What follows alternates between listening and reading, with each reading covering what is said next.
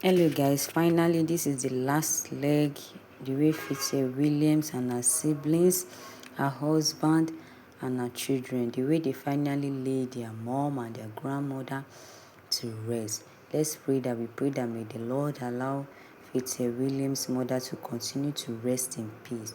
Mama, a gbàdúrà f'Elédùmarè lónìí wípé ẹ sùn re lórúkọ Jésù. Let's watch the video and let's see the way people are consoling Fitzgerald Williams, the way she's in tears, the way she's crying, the way her mother have left this world and leave only her behind.